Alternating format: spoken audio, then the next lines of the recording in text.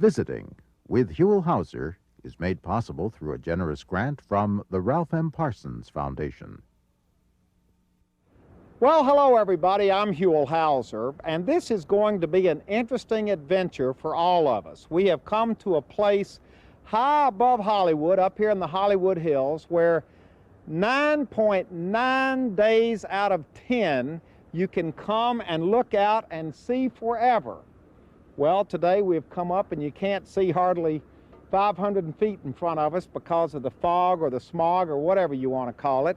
And usually this place is filled with tourists, and there's not a tourist in sight right now. But I promise you, there's a good story here. So stick with us. We're going to develop this thing because we have literally come to one of the most historic places in all of Hollywood. And here to tell us about the history of this place, introduce yourself to everybody. Yeah. I'm Tom Glover, and I'm the owner of Yamashiro. Yamashiro, which of course is known today in Hollywood as this wonderful restaurant where people come. It's very romantic. You have a lot of locals here, a lot of tourists here. They love to come up on top of the hill, look out at Hollywood, and have a romantic dinner. Absolutely. But it hasn't always been a restaurant. Tell us this amazing story of Yamashiro. Well, when you talk, Huell, about the view and people coming up here, it really all goes back to General Otis of the Chandler family, Otis Chandler family, and 1906. We have some pictures from that time when none of this existed except the hill. And there weren't even any trees up here. It was a barren hill. It was a barren hill with dirt roads and nothing but a few orange trees down in what is now the center of the entertainment world. In those days, General Otis built a small little shack up here to come up and look out at the view. And and this picture shows that little shack and what that was like. So that goes back to 1906. In about 1911, the property was bought by two brothers, the Bernheimer brothers, from, they were importers of antiques and whatnot, primarily from the Far East. And they had taken a long trip through the Far East and gathered an extensive and very elaborate collection of antiques. And the two brothers, Adolf and Eugene, decided to build a replica of a Japanese temple as a private home to house this fabulous collection of antiques and art objects and so forth. So they hired a architect from New York who actually had never been to Japan, and he studied Japanese architecture and whatnot. They decided to build a modern, quote, modern for 1911, 12, 13 building, and yet keep it authentic in style. So they modeled it after a temple in the Yamashiro province of Japan. Yamashiro. That's right. The Yamashiro province is the province that surrounds the city of Kyoto. And Yamashiro literally means mountain palace. Oh, what a perfect name, because I've seen these wonderful photographs taken when it was built. This literally was a mountain palace here in Hollywood. Absolutely. And the original in Japan was exactly the same. Mountain palace in the mountain palace province. Now they furnished it with these ornate antiques. I've seen the pictures of the various rooms. This must have been a real showplace here out in the far west, out here in rough and tumble LA, to have something like this. Certainly was. And it came at a time when it was sort of popular to have these large estates with animals, and the brothers were both bachelors. They built the main building here as their home, and it's built as a concentric square with a garden in the center. And one brother lived on one side, the other brother lived on the other.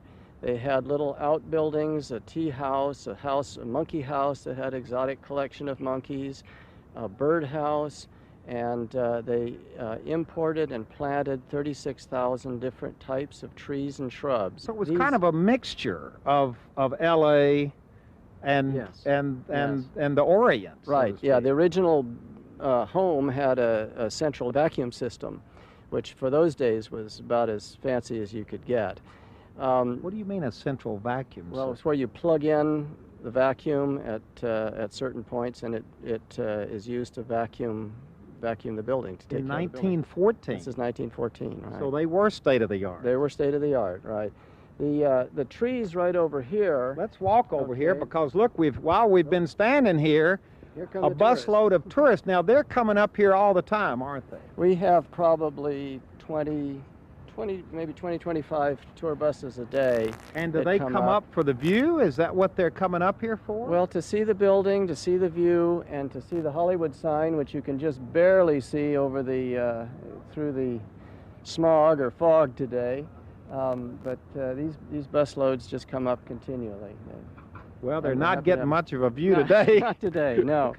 We were talking about these trees. These are, as far as we know, the oldest bonsai pines in the United States. They're 250 to 275 years old. So these were brought here by the brothers Yes. and put in 1914. Yes, brought from Japan.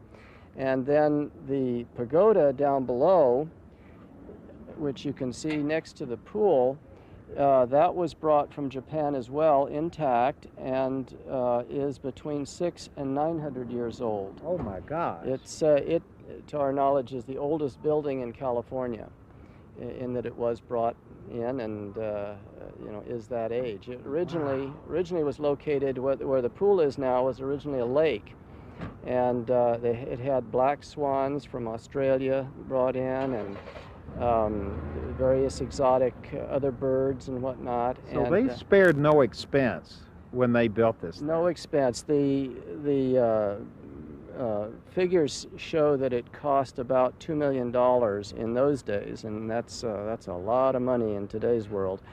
To do the terracing and the gardens and whatnot. A lot of the labor was done by Chinese coolies who were brought over, and they camped over on the west side of the hill in tents. Somewhere I have an old picture of that, but I'm not sure where it is, but it shows the tents and the coolies camped out, and all of this was done, of course, by hand, terracing this entire hillside, and then planting all the 36,000 different types of trees and shrubs. Let's take a tour of the grounds because now this is all original, isn't it, down Yeah. here? Yes. So we had just kind of a little winding. You can kind of look over in here and see the little pools that are still in here. Yeah, this is a moat system that was part of the original structure that the brothers built, and it was pumped from the lake and clear up here to the top of this, and then flowed down in two directions. There was a waterfall on the west side, and this moat system, which is still active and still contains fish and whatnot.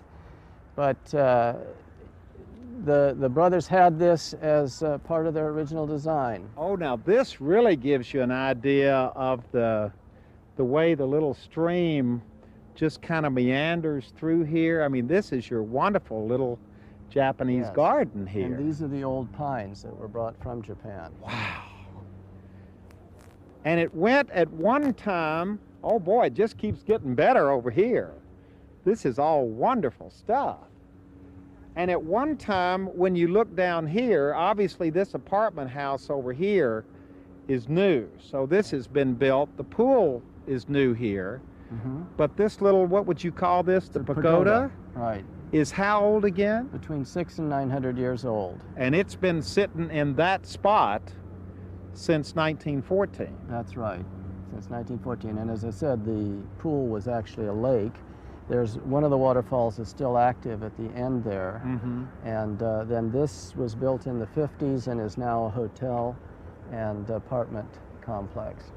Okay, we have walked down the hill just a little bit to get a closer look at this pagoda, which has the distinction of being the oldest building in the entire state of California. Is that documented? Do we know that for sure? Well, that to my knowledge it is. If anybody can find anything older than 900 years, that they'll be doing quite a job. Well, it sounds good, and it still looks good. Well, it does. It was in very bad shape back a few years ago, and we brought a man in from Hawaii to help restore it because it had taken a beating from the elements over the years, and so he redid and a lot of the wood and kept the old wood, but filled it with plastic so it would preserve it, the wood. This is just beautiful. But it is a beautiful, beautiful old structure. And when you turn around and look up, you've got this perfect view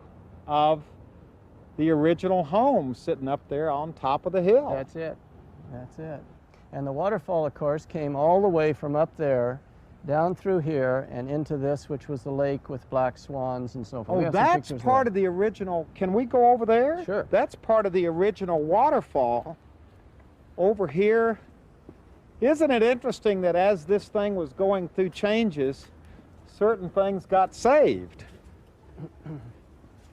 Like this waterfall.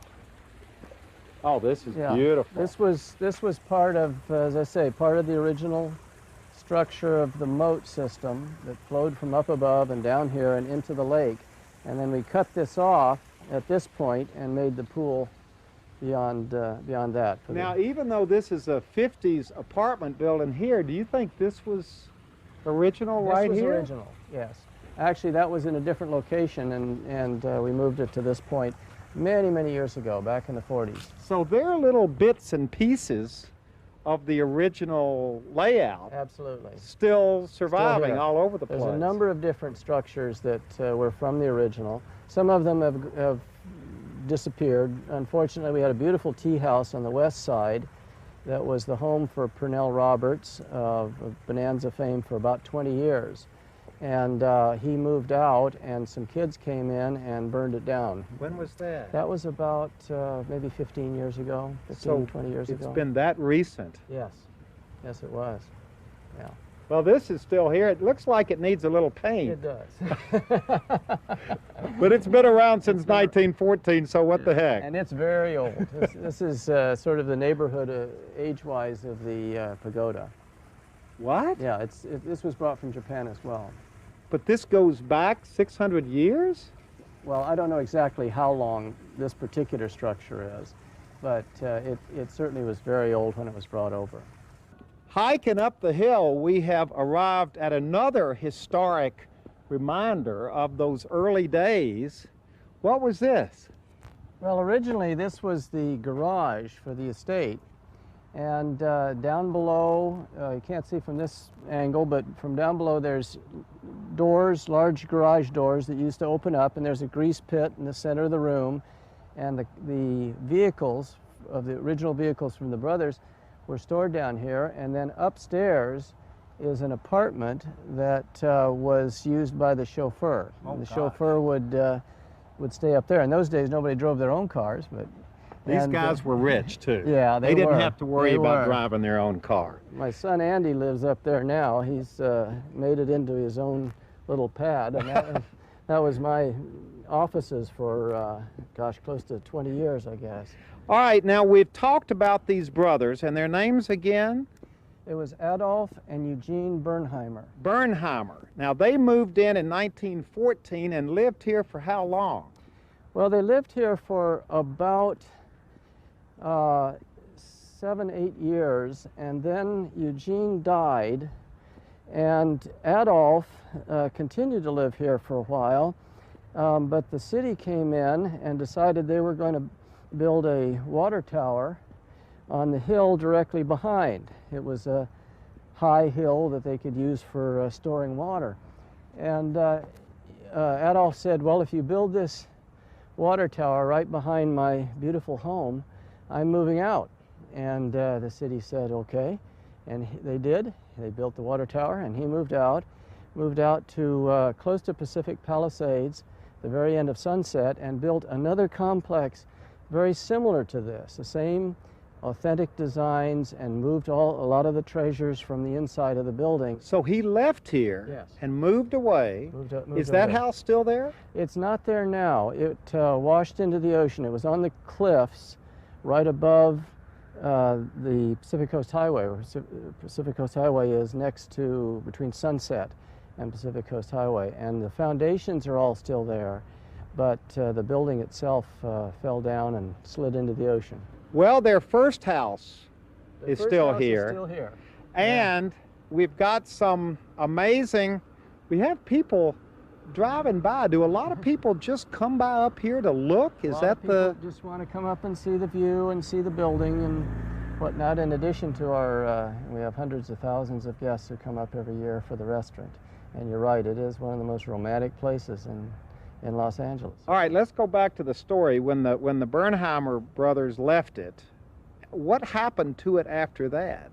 Well, there were two auctions, one in 1922 and one in 1925, at which they sold off some of the interior and some of the artwork that had been applied to the walls and whatnot. It was all silk wallpapers, and the whole building is built out of cedar and redwood and whatnot. And so they sold off some of that interior at those auctions, which was attended by some of the old film stars.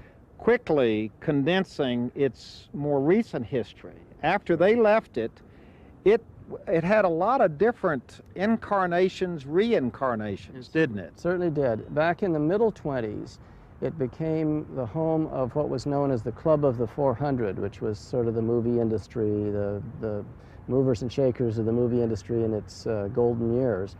And that didn't last too long. It was then picked up by an insurance company as collateral for a dam that broke in the area. And the insurance company didn't know what to do with it, so they operated it as a public gardens.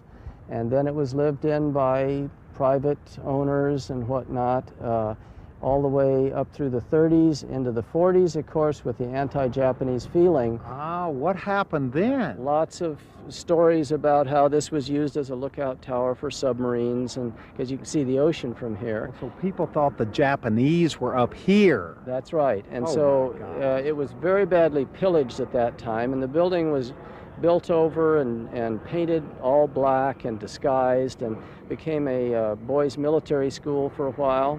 To keep it from looking Japanese. That's right, exactly, so that they tried to disguise it. Then my father got a hold of it in 1948, and it was an apartment house, had 15 apartments in it. And at that point, it was just a big sort of black lump on the top of this hill. And it almost didn't survive your father's original intent. That's right, because he thought that it wasn't anything worthwhile, and nobody else did either, but the property was valuable, so his plan was to tear it down. And as we began to take the wallboard and boarding off the walls, and discovered underneath here were these silk wallpapers and all this elaborately carved redwood and cedar and whatnot, and suddenly said, wow, this is something worth preserving.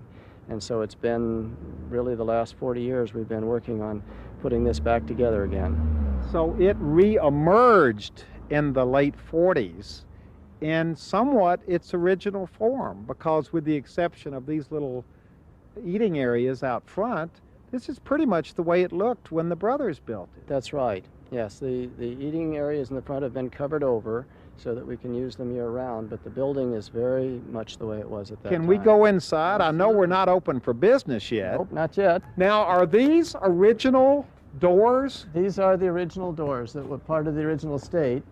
They're very tall, as you can see, and we've had to reinforce them a number of times, but this is all the original metalwork. Wow. The whole building was covered with fancy metalwork. If you look up here, you can see there's copper boxes and whatnot, and a lot of that... Oh, these things on the end here. Yeah. So a lot of that was taken during the Second World War, as well as the miniature villages that were all through the Moat system, and statuary and so forth. So a great deal of it was taken at that time with all the anti-Japanese feeling and whatnot. Look at this. I'm just noticing. Yeah, that's all Is this copper. original? Yes, all that is. Boy, this is beautiful work. I don't know whether we can see this or not, but this is absolutely beautifully done work. And look at the glass and the design and all of this is just, usually when I'm coming here to eat, I'm in such a hurry to get inside, I miss some of You this. miss some of the outside. Let's sure. go in. Oh boy.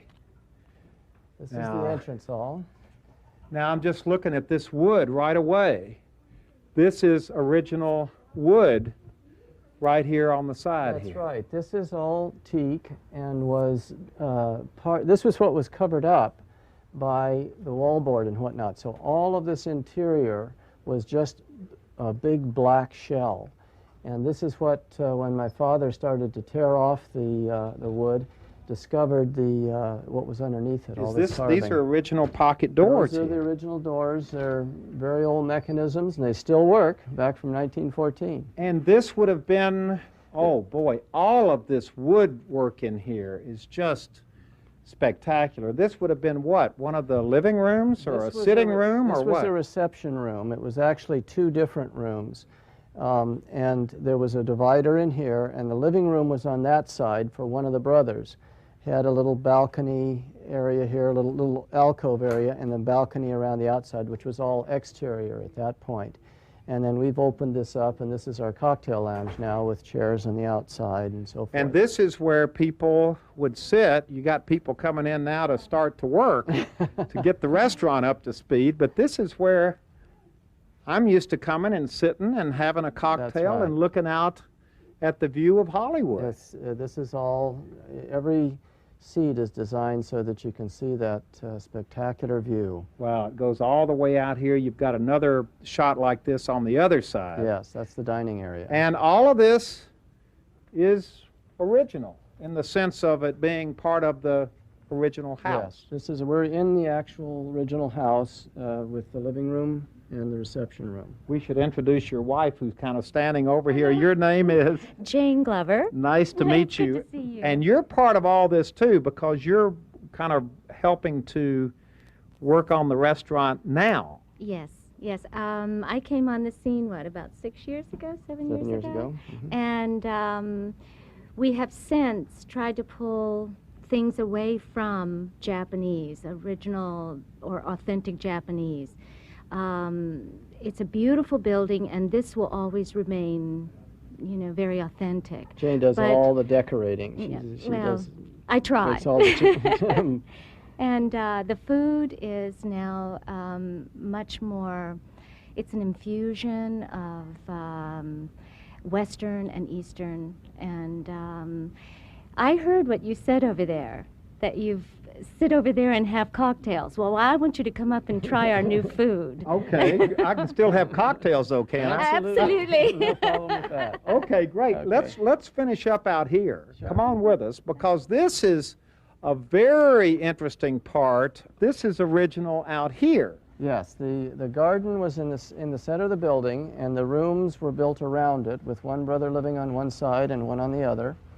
And the garden has been changed in terms of the shrubbery. It was originally a Chinese-style garden. The moat in there is part Is of this the original? This- That's all original. The yes. original water design going through here. Yes. Is this original over here? This piece of Yeah, the garden lantern. art over here. The lantern is an original Kasuga-style lantern, Japanese lantern. Mm-hmm.